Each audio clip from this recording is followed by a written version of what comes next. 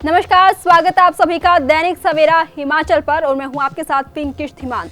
लपियाना के वन विभाग की ऐसी भूमि जिस पर 20 लोगों की मलकियत थी, वहां से खैर के पेड़ कटने का मामला सामने आया है। और आपको बता दें कि इस भूमि पर जो है पहले से ही विवाद चल रहा था, जिसके बारे में एक पत्र जो है रेंज अधिकारी को भी ग्रामीण दे चुके थे और अब इस पर कार्यवाही होनी थी। लेकिन उससे पहले ही इस भूमि पर कुछ ऐसा बड़ा हो गया जो बेहद हैरान करने वाला है। आइए आपको रिपोर्ट के जरिए समझाते हैं। इस मामले की जानकारी देते हुए शिकायतकर्ता राजकुमार और स्थानीय ग्रामीणों ने कहा कि मोआ में जमीन को लेकर विवाद चल रहा था, जिसका एक शिकायत पत्र रेंज अधिकारी लपियाना को जनवरी महीने में दे दिया गया था, जिसकी अभी विभागीय कानूनगो द्वारा निशानदेही होनी थी। लेकिन ठेकेदार द्वारा निशानदेही से पहले ही खैर के पेड़ों को काट लिया गया और कुछ को तो जड़ से ही उखाड़ दिया गया। कटे हुए खैर अब अपनी जगह से गायब हैं। उन्होंने कहा कि आज निशानदेही हुई है, उसमें कोई संतोषजनक निशानदेही नहीं हुई। उन्होंने निशानदेही करने आए विभाग की ओर से कानूनगो पर भी मिली भगत के आरोप जड़ दिए हैं। उन्होंने बताया कि वन विभाग के बिना बताए जब निशानदेही हुई ही नहीं है तो खैर के पेड़ कैसे कट गए। ना तो कटे हुए खैरों की लकड़ी का विभाग को अता पता है और ना ही किसी और को। उन्होंने कहा कि जिन वन विभाग के कर्मचारियों को वनों की रक्षा के लिए रखा गया है, उनकी कोताही की वजह से ही ये खैर के पेड़ कटे हैं। और उन्होंने कहा कि वन विभाग की जमीन में अवैध तरीके से आश्रम संचालक द्वारा वार्ड बंदी कर अवैध कब्जा किया गया है। उन्होंने कहा कि वन विभाग की जमीन में अवैध तरीके से आश्रम संचालक द्वारा वार्ड बंदी कर अवैध कब्जा किया गया है, जिसको लेकर कई बार विभाग के अधिकारियों से गुहार भी लगाई गई है, लेकिन आज तक विभाग ने वार्ड बंदी हटाने की हिम्मत नहीं की। इस बारे में ग्रामीणों ने क्या कुछ कहा, आइए आपको सुनवाते हैं। सर, इसका ऐसे है कि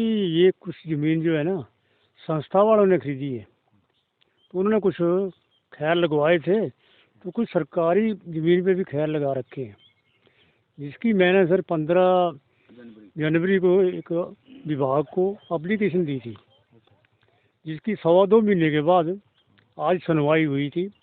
ऊपर से डीएफओ ऑफिस से कोई कानूनगो साहब आए थे, लेकिन उन्होंने कोई भी कार्रवाई नहीं की। उन्होंने सिर्फ रोड पे घूमे और मौखिक कार्रवाई की और हमारे को कोई संतुष्ट नहीं किया। तो विभाग द्वारा पहले कोई खैर आपने एप्लीकेशन दी हुई थी, उसके बाद खैर जो है वो कट चुके हैं? खैर कुछ कट चुके हैं सर और कुछ बाकी है। और मैंने उनको जाते टाइम पूछा कि सर उन क्या डिसीजन दिया। उन्होंने बोला भी मेरी तरफ से डिसीजन ठीक है, इसको काट सकते हैं। मैं बोला सर ऐसे कैसे हो सकता है। ठेकेदार कौन है? ठेकेदार लठ है सर कोई। और मैंने विभाग को पूछा कि आपकी क्या कार्रवाई है। उन्होंने बोला हमें कोई मालूम नहीं है, ये मार्किंग हुई है, हम उसमें संतुष्ट हैं। और उसके बाद एक एप्लीकेशन में मैंने दी है सर, इन्होंने तकरीबन दोनों तरफ बाड़बंदी कर रखी है, उसके ऊपर उन्होंने कोई एक्शन नहीं लिया। आज 3 साल हो गए हैं, पूरे गांव वालों का रास्ता रोक रखा, उसमें कोई पशु नहीं आता, कोई कुछ नहीं, कांटेदार तार लगा रखी है।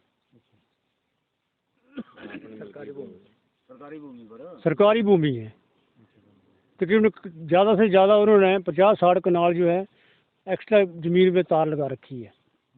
अभी जो खैर कटे हुए हैं, हाँ सर, उनको लेकर के क्या उच्च अधिकारियों से मांग करते हैं? मैं सर ये करता हूँ कि ज़्यादा कार्रवाई होनी चाहिए इसको। मैंने उनको कल रोका भी कि आप विभाग को आने दो, उसके बाद ये कार्रवाई करो।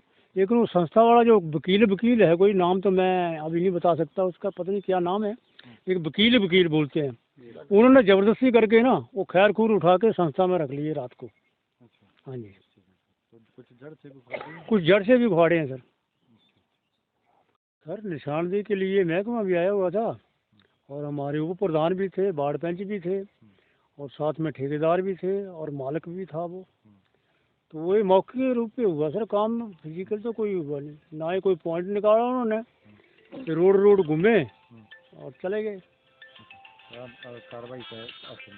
कार्रवाई सर संतुष्ट नहीं हुई और मेरे भी कुछ पेड़ काटे हैं और उखाड़े भी हैं। कितने किए हैं आपके? मेरे तो 3-4 पेड़ हैं सर।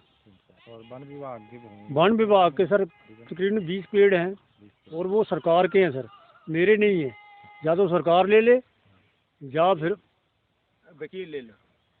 मालिक ले ले। वो किसके हैं? मैं तो सरकार की मदद कर रहा हूँ सर, मेरे को कुछ नहीं मिलेगा। अगर वो सरकार खैर बाहर निकल जाएंगे तो सरकार ले लेगी, ये अंदर होंगे तो मालिक ले लेगा।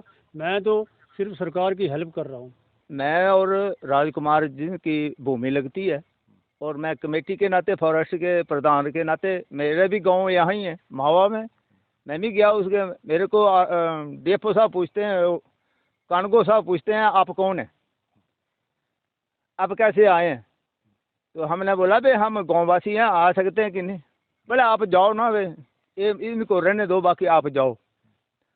तो राजकुमार ने बोला भी ये आदमी आया तो क्यों आया है, तो वो चुप हो गए। और सर हम बार बार ये कह रहे हैं भाई जो आपकी ज़मीन है इसको डिस्ट्रीब्यूट सही ढंग से करें। राजकुमार का भी पता चलना चाहिए इसकी भूमि कहाँ तक है कहाँ तक नहीं। और वो आश्रम का वकील कहता है भाई इसको लगा दो, इसको लगा दो, कर दो। तार बार की बात आई तो इसने वकील ने बोला भाई ये यहीं रहेगी तार। तो हमें गाँववासियों को मुश्किल होती है।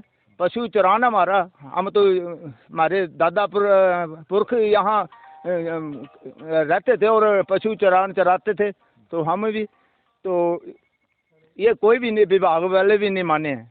बीओ साहब थे और गार्ड साहब थे, इनको 3 साल पहले रिक्वायरमेंट करी है हमने कि ये तारबंदी लगाई है, सीमेंट पोल लगाए हैं।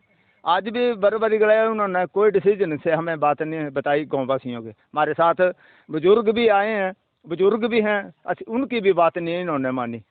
तो हमारा प्रशासन से ये आग्रह है कि इसको जल्दी से तारों को उखाड़ने की ये करें कृपा। धन्यवाद। जंगलात की ज़मीन है, हमने इनको बोला था कि जो आपकी मलकियत है उसमें आप बाड़ लगा सकते हो, बाकी जंगलात की जो भूमि है उसको छोड़ दो। लेकिन ये मानते नहीं है। यहाँ पर हमारे गांव का पशु भी आता है, आदमी भी जाते हैं, तो इन्होंने पक्के वो डंडे लगाकर तार लगा दी है। 2-3 बार बोला है इनको, लेकिन ये मानते नहीं है। राजकुमार ने तो इनको बहुत बार बोला है, महकमे को भी बोला, वो बोलते हैं हाँ हो जाएगा, लेकिन करते कुछ नहीं है। तो अब देखना होगा कि इस मामले में रेंज अधिकारी द्वारा या फिर संबंधित विभाग द्वारा क्या कुछ कार्रवाई हो पाती है। दैनिक सवेरा के लिए शाहपुर से अमित शर्मा की रिपोर्ट।